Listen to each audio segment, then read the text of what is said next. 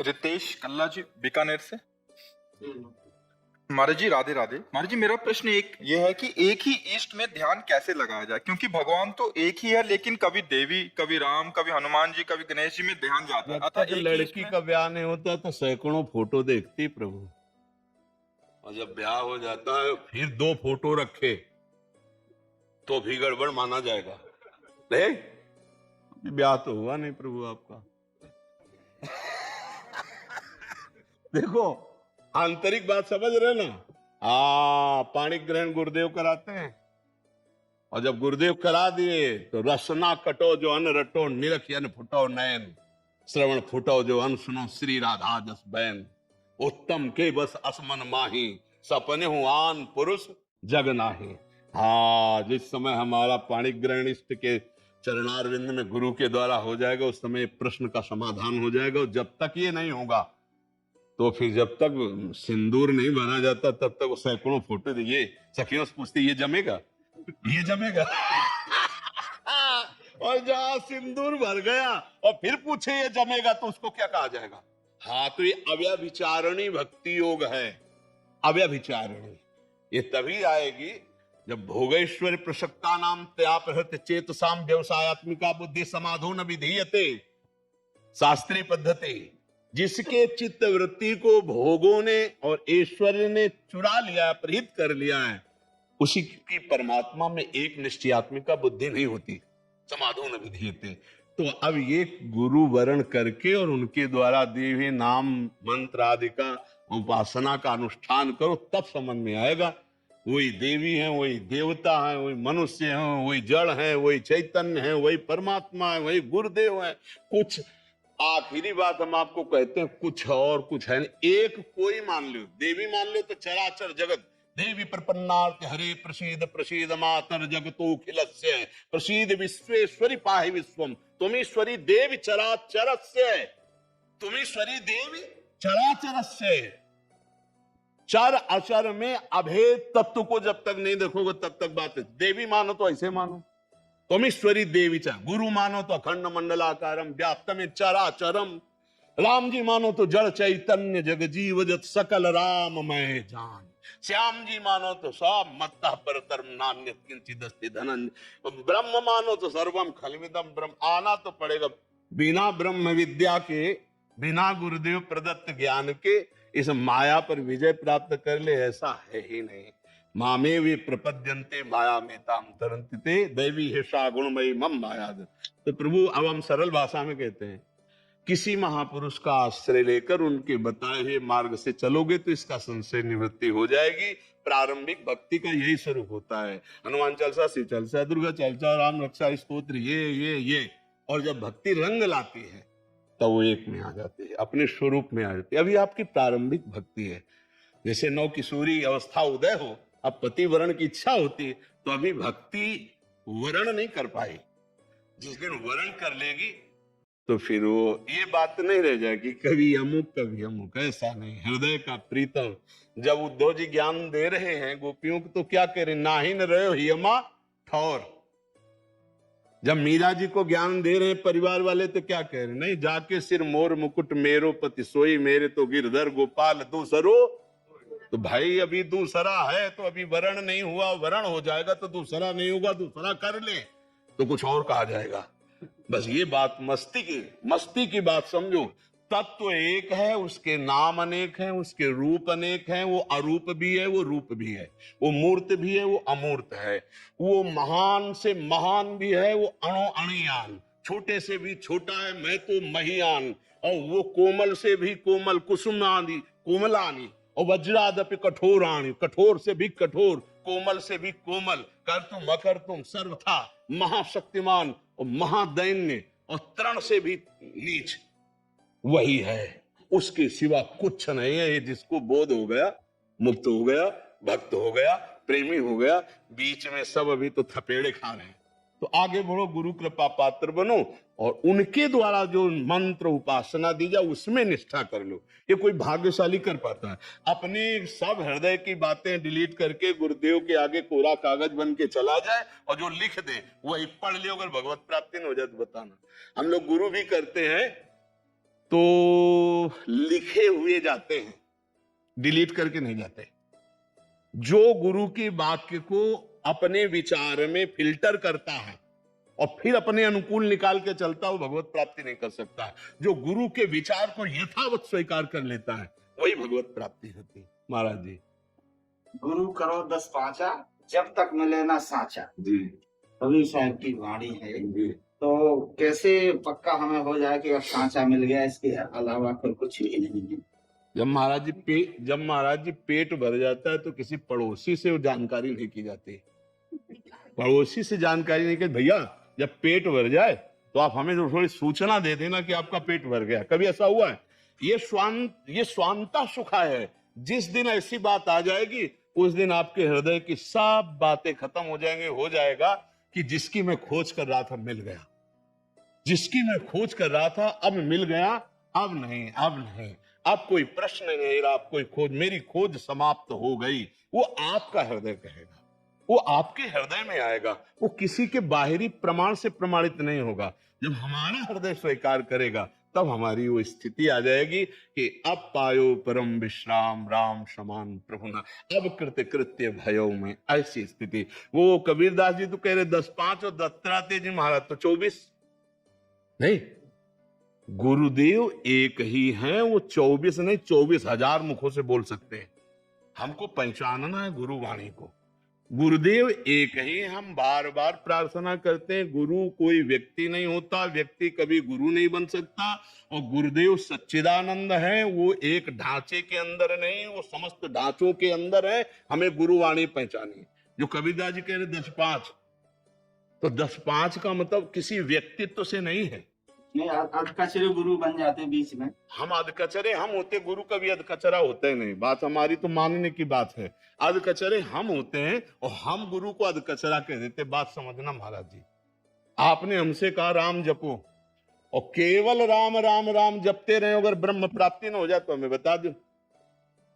कोई भी गुरु हमें ये बता दो कि राम कृष्ण हरि नाम जपो, गुणगान के सिवा और कुछ बोला, चाहे वो जितना पाखंड करता हो। हम आपसे कह रहे हैं, आप अगर उनके वचन मान करके एकांत में जप करोगे तो आपको भगवत प्राप्ति हो जाए। क्योंकि चाहे जितना पाखंड कोई करे, उसके हृदय में भगवान बैठे हैं, वो तुम्हारा मंगल कर देंगे। उन्हीं के मंगल भवन के नाम का जब हम श्रवण करते हैं, हम एक उदाहरण दे रहे पूज्यपाद उड़िया बाबा जी महाराज की वाणी से।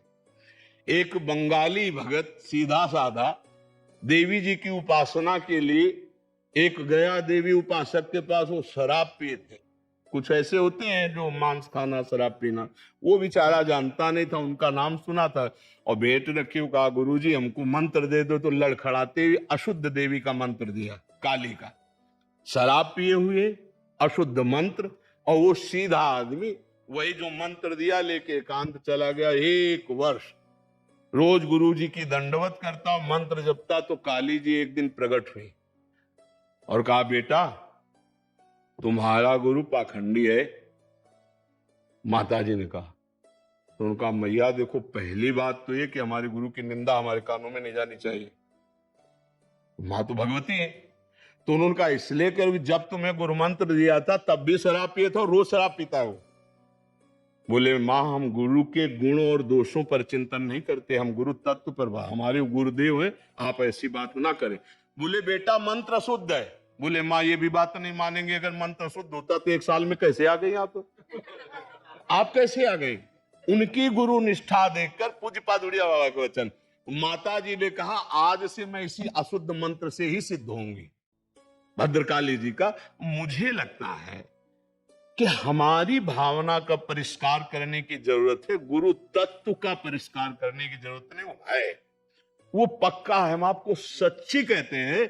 हम कल भी यही उदाहरण दिया था कि एक शराबी हमको उपदेश दिया और जीवन भर मुझे वो याद रहा कि साधु को कभी टूटना नहीं चाहिए। वो संगमरमर की मूर्ति को दिखा के कह रहा था साधु को टूटना नहीं चाहिए। तो हमने प्रणाम किया था और आजीवन उस बात को याद रखा कि टूटना नहीं, ना किसी प्रलोभन में, ना किसी भय में, अपने लक्ष्य पे चलना है। हमारे गुरु वहां से बोल रहे थे, बाहरी रूप, बाहरी आकार, बाहरी लीला। तो आपको बताएं, शुद्ध सोने का आभूषण बन ही नहीं सकता, मिलावट होगी। तो जितने शरीर है मिलावट से बने, ध्यान रखना। ये सच्चिदानंद बपू नहीं है। और मिलावट में 3 गुण है, सतोगुण, रजोगुण, तमोगुण। तो अगर ढूंढे जाएंगे ना तो 90 गुण होंगे तो 10 दोष होंगे, चाहे जहां देख लेना, क्योंकि इसकी मिलावट की रचना हुई। वो निर्दोष है जो बोध प्राप्त हुए हैं, लेकिन उसकी चेष्टाओं में अगर ढूंढोगे तो ब्रह्म प्राप्त महात्मा की भी चेष्टाओं में तुम्हें देखेंगे, क्योंकि हम खूब घूमे हुए हैं गंगा किनारे, बड़े बड़े सिद्धों के दर्शन किए हैं। आज ही सत्संग में बोला, स्वामी अनंग बोधाश्रम स्वामी जी दिगंबर रहते थे, जटाजूट, गंगा किनारे, बिल्कुल प्रकृति का सीधा बार। और जो वो लगाते हैं ना फलों की बारी, वो जब आते तो कहते सुनो थोड़ी खैली दे दे। वो कहता है अरे स्वामी जी तुम रोज मांगते हो। वो खड़े हो जाते, 10-20 कदम 100 कदम पीछे चलते, शरीर में तन नहीं। धर्म सम्राट करपात्री जी जैसे महापुरुष साष्टांग दंडवत करते, स्थिति ब्रह्माकार, प्रभुदत्त ब्रह्मचारी जी उनकी सेवा में आते थे। ये लीला कैसे पहचानोगे? ये शरीर बना ही गुण दोष से युक्त है। श्री स्वामी परमानंद जी महाराज जैसे कोई गृहस्थी के लोग जाते और उनकी बहू बेटे, बच्चा हाँ स्वामी जी कढ़ी बना लेती हो, बहुत दिन से नहीं खाया। अब बताओ कोई समझेगा कि रसास्वादन रसेंद्री का तो छूटा नहीं, ब्रह्म प्राप्त कर, और शरीर की शुद्धि नहीं रहती। हम खुद देखा ऐसे महापुरुष।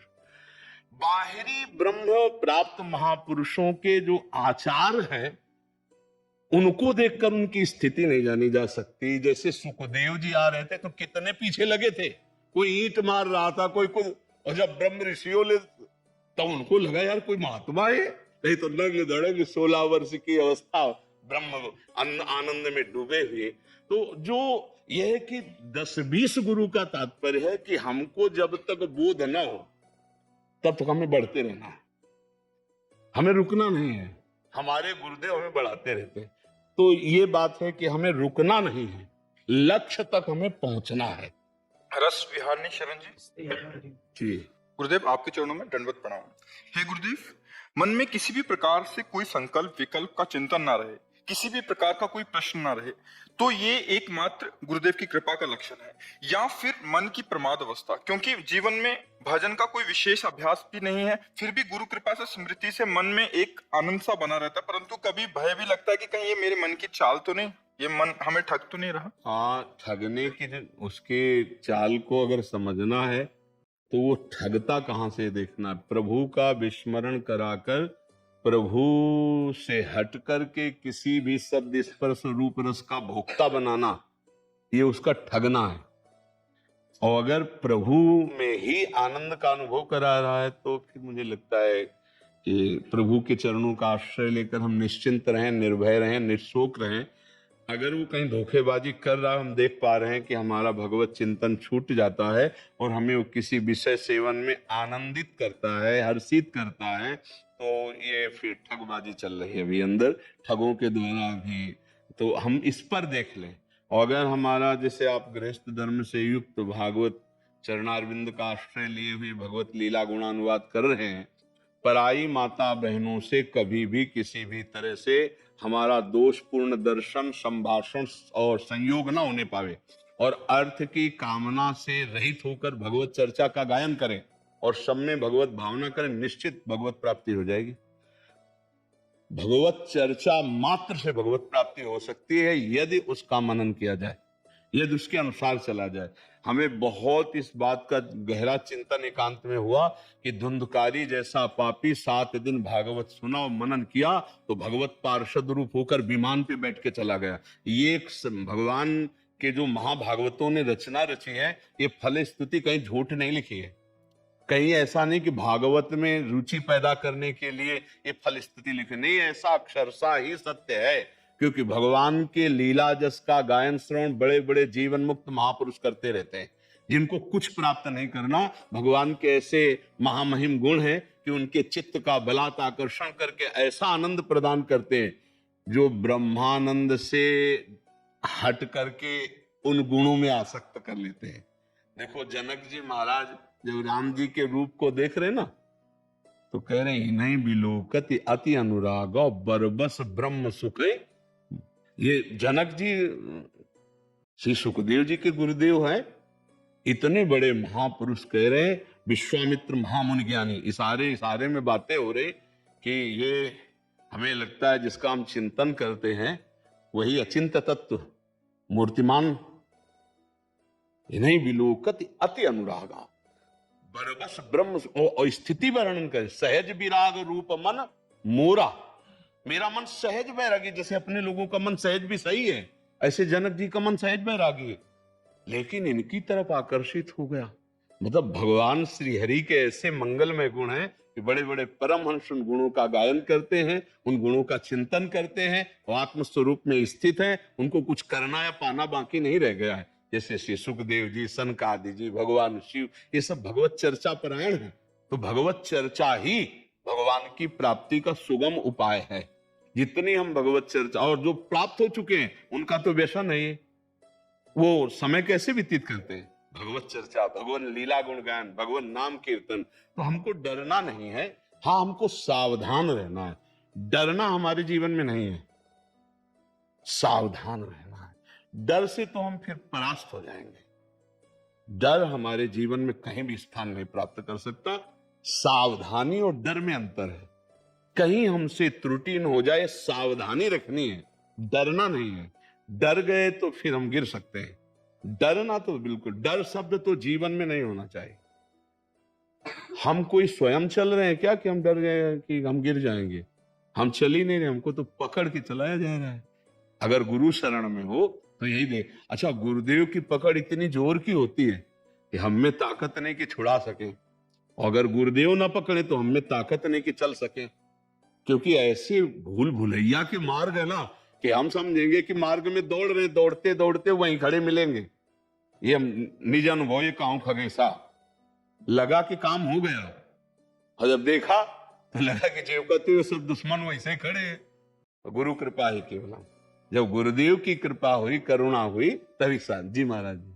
गुरु गोविंद दोनों खड़े, काफी लागू पड़ा। तो गुरु तो प्रत्यक्ष है, मान लिया, लेकिन गोविंद को इसी तरह कैसे मान पा रहे? सामान्य महाराज जी, जब गुरु को मान लिया जाएगा, पक्की बात कह रहे हैं, शब्दों से समझना एक बाह्य वृत्ति की बात है, अंदर की बात है। जब गुरु को हम माना तो क्या माना, और शब्द पे घुसते हैं हम। गुरु को हमने माना तो क्या माना, बताएंगे कृपा करके? जैसे प्रत्यक्ष चाहते तो गुरु प्रत्यक्ष ही है। गुरु को माना क्या, साकार रूप क्या माना, वही हम आपसे पूछना चाहते हैं। तो गुरु को ही गोविंद माना जाए, बस यही कह लेगा। यही हम कहलाना चाहते हैं। अगर गुरु को गोविंद का साधन माना तो अभी गुरु को ना जाना ना माना। अगर गुरु साक्षात परब्रह्म तो गोविंद की सत्ता गुरु ही है, गुरु की सत्ता ही गोविंद है। अब दो का जब तक द्वैत है तो भय, द्वैत है तो संशय। हम साक्षात गोविंद को देख रहे हैं। मत्ता पर तरम नान्यत किंचिदस्ति धनंजय। हर चराचर जगत में जिधर देखो मेरा गुरु व्याप्त है, खंड मंडलाकारम व्याप्तमेन चरा अचरम। आ गया हमारे प्रश्न का उत्तर। जी राजकुमार श्री हरिवंश महाराज जी, श्री हरिवंश महाराज जी, मुझे गुरु प्रदत्त मंत्र जप का ही अभ्यास है, वह मुझे नाम जप का अभ्यास नहीं है। क्या नाम जप और गुरु प्रदत्त मंत्र में अंतर तो नहीं? क्या क्या सोच नाम में जप भी का- मंत्र जप सकते हो? अगर निरंतर का अभ्यास है तो क्या सोच में भी जपते हो? ऑटोमेटिक महाराज। ऑटोमेटिक? ऐसे कैसे ऑटोमेटिक? कितना जप करते हो तुम? ऑटोमेटिक कैसे? तस्मात् शास्त्रम प्रमाणन्ते कार्याकार्यो व्यवस्थितो कार्यो। और कार्य की व्यवस्था शास्त्र सम्मानित होनी चाहिए। मंत्रों का उच्चारण शौचालय में बैठ के थोड़ी होता है। फिर ऐसे कैसे? मन में कोई कौन सा लाभ प्राप्त हो चुका है आपको? कौन सी स्थिति जागृत हो चुकी है? महाराज जी, जैसे हम धाम में आते हैं तो ऐसे हाँ, लेकिन हम पूछ रहे हैं, जब निरंतर की बात आती है तो उसमें शौचालय भी हम जाते हैं, उसमें अपवित्रताएं भी होती हैं, कुछ ऐसी क्रियाएं होती जो अपवित्र होती हैं। उस समय मंत्र को निषेध किया गया है। और नाम अपवित्र पवित्रो वा सर्वावस्थांगतो विवाह यह स्मरेत पुंडरीकाक्षम स्वायाभ्यंतरा सुचि। नाम सब जगह जप सकते हैं, मंत्र नहीं सब जगह जप सकते। तो ऐसा थोड़ी अगर हमारा गलत अभ्यास बन जाए तो हमें तोड़ना चाहिए, ठीक अभ्यास करना चाहिए। शास्त्र के अनुसार चलोगे तो लाभ प्राप्त हो जाएगा, शास्त्र के प्रतिकूल चलोगे तो अनुभव नहीं होगा। भूसी कूटने से चावल थोड़ी खाने को मिल जाएगा, शास्त्र आज्ञा का उल्लंघन करके चाहे जितना बड़ा कोई तप कर ले, हाथ कुछ नहीं लगता है। शास्त्र आज्ञा के, गुरु आज्ञा के अनुसार चलना चाहिए।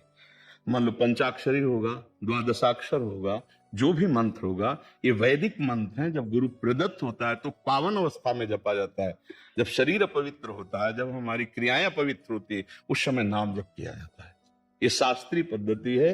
अगर ये नहीं स्वीकार करोगे तो हाथ जो अनुभव कौन है आने वाला, ठीक है। नाम जप। तुम्हारे आराध्य देव कौन है? भगवान श्री कृष्ण। भगवान श्री कृष्ण। तो फिर मंत्र जब पवित्र हो तो कृष्ण मंत्र जपो, और जब ऐसा लगे कि शरीर अपवित्र है शौचालय में, तो फिर नाम जप करो। नाम जपों के बहुत से स्वरूप है श्री कृष्ण नाम के। नाम कीर्तन को अंदर चलाओ, चाहे जो भी नाम भगवान के परम पावन नाम, नाम जरूर जपो, और मंत्र पवित्र अवस्था में जपो। ये शास्त्रीय पद्धति है। ये बड़े बड़े सिद्ध संतों से अनुभूत बात उनकी है। नहीं तो फिर काम क्रोध आदि के वशीभूत हो, उससे निकल नहीं सकते। अंदर की बात समझ रहे हो ना? उससे निकलने के लिए तस्मात् शास्त्रम प्रमाणम थे, उसके अनुसार चलना पड़ेगा। अगर हम मनमानी करेंगे तो भ्रम पैदा हो जाएगा। माया का मतलब होता है भ्रम, फिर हम निकल नहीं पाएंगे। तो इसलिए शास्त्र के अनुसार चलिए। हमने जो संतों से सुना है, जो शास्त्रों में स्वाध्याय किया है, जो इस सत्मार्ग में चलने पर अनुभव हुआ, उसके अनुसार कहते हैं पवित्र अवस्था में मंत्र और अन्य समय नाम जप करें। ठीक है। ज्योति जी गुजरात से। गुरुदेव आपके चरणों में कोटि कोटि प्रणाम।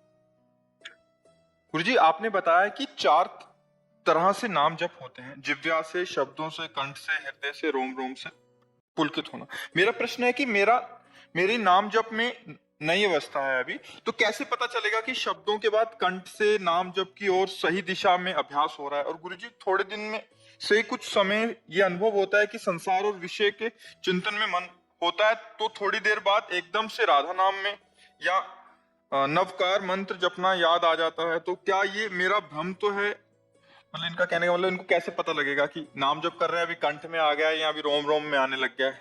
कितना समय हो गया नाम जप करते हैं? बहुत कम, 2-2.5 2-2.5 महीना। अरे अभी कुछ नहीं, चलती रहो। यज्जिभ्यागे वर्तते नाम तुभ्यम, पहले जिभ्या पर ध्यान दो, एक क्षण भी नाम न छूटे। पहले चुपचाप जिभ्या पर ध्यान दो। ऐसे जैसे हम नाम चल रहा है, नाम देख रहे हैं, अंदर नाम सुन रहे हैं, धीरे धीरे धीरे धीरे वो खुद उतर रही है। किसी से प्रमाण लेने की जरूरत नहीं होती कि मेरा नाम कहाँ से चल रहा है, अपने को पता चलता है ना। किसी से प्रमाण थोड़ी लिया जाता है कि आधा पेट हो गए कि पूरा पेट हो गए कि कितना। अपना प्रमाण होता है। जब हम खाते हैं तो अपना, कि अभी देखो छके नहीं, अभी आधा पेट है, वो अपना प्रमाण होता है। जाने मोरी छाती, वो खुद को पता चलता है कि हम वैखरी से जप रहे हैं, कि उपांशु से जप रहे हैं, कि हम मध्यमा से जप रहे हैं, हम पश्यंती में हैं, कि हम पराम हैं। वो तो खुद स्थिति समझ में आती है। अभी तो 2-2.5 महीने हुए हैं और नाम जप करते हो। धन्यवाद है कि आप कम से कम जपना शुरू किए। पर जिभ्याग्रे अग्रभाग जिभ्या का हिलता रहे, नाम जितना अधिक से अधिक जप सके, सेवा कार्य करते हुए। जो घर गृहस्थी के सेवा कार्य है उनको करते हैं। राधा राधा राधा राधा राधा, कभी कीर्तन करें, कभी जप करें, और बार बार हम उसी में चित्त लगाएंगे ना, तो हमारा अभ्यास बन जाता है। अभ्यास जब बन जाता है फिर वो उतरने लगता है। जैसे विषयों का चिंतन हम करते नहीं है, देखो स्वाभाविक होता है, विषयों का चिंतन होता है ना। विषय का मतलब समझ रहे ना, नाना प्रकार के भोगाकर्षण। कभी हम ध्यान नहीं धरते, कभी माला नहीं चलाते, लेकिन चिंतन होता है। ऐसा जब भजन होने लगता है तब रोम रोम रग रग में छा जाता है। तो वो स्थिति अभी तो बहुत दूर है। भगवान कृपा करें तो क्षण में आ जाए, पर उसके लिए बहुत अभ्यास की जरूरत है। खान पान पवित्र होना चाहिए, कोई भी शास्त्र विरुद्ध गंदे आचरण नहीं होना चाहिए, और कुसंग नहीं होना चाहिए। किसी का दोष दर्शन न करे, किसी की निंदा न करे, और नाम जप करे तो धीरे धीरे फिर नाम जप गले में उतरने लगता है, फिर हृदय में पहुंचता है, फिर परावाणी से होने लगता है। फिर वो जो परमानंद, आंसू चल रहे हैं, रोमांच हो रहा है, क्यों रो रहा है उसको पता ही नहीं है, वो भगवदानंद की स्फूर्ति होती है। अभी तो खूब नाम जप कीजिए। और जैसा बताया कि भोजन पवित्र, आचरण पवित्र, विचार पवित्र, किसी के प्रति दोष दर्शन नहीं, किसी की निंदा नहीं। तो नाम जप करते हुए यदि किसी की निंदा करोगे तो कुछ अनुभव नहीं होगा। किसी की भी निंदा, तुम्हारी कोई निंदा करे सुन लो, तुम किसी की निंदा मत करो। ये भगवत मार्ग तब आगे बढ़ा जाता है।